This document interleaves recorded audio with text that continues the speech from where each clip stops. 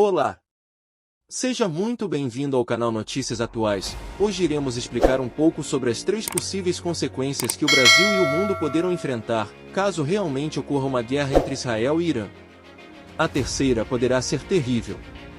Bom, nessa semana o mundo foi surpreendido com ataques do Irã a Israel, onde foram lançados cerca de mais de 300 artefatos, incluindo mísseis e drones enviados contra Israel, no qual 99% foram interceptados pelas forças israelenses, fazendo assim com que Israel queira fazer um contra-ataque legítimo contra o Irã.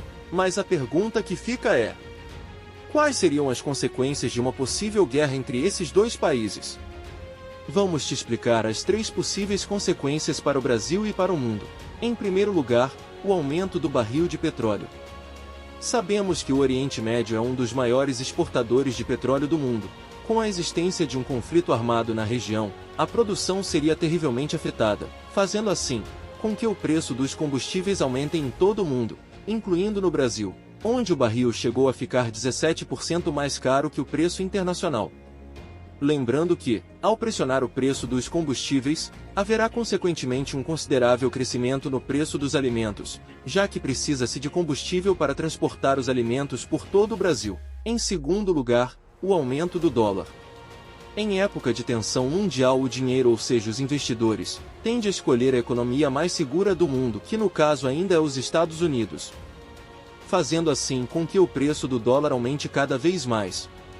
Talvez você esteja se perguntando, no que isso vai afetar o Brasil?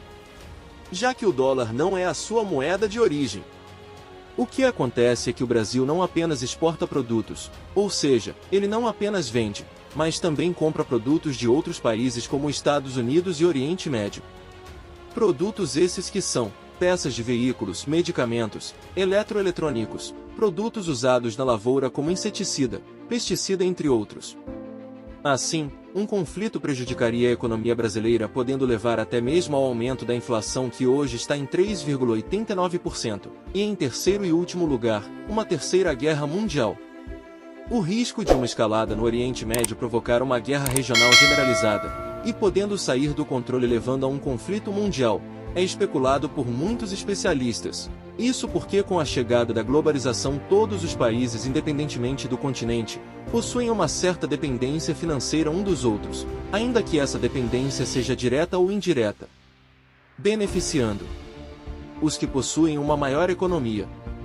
Com isso, a entrada de países no conflito, como por exemplo, Estados Unidos e Rússia, pode ser especulada, podendo gerar assim uma terceira guerra mundial entre potências do Ocidente, Oriente e Ásia.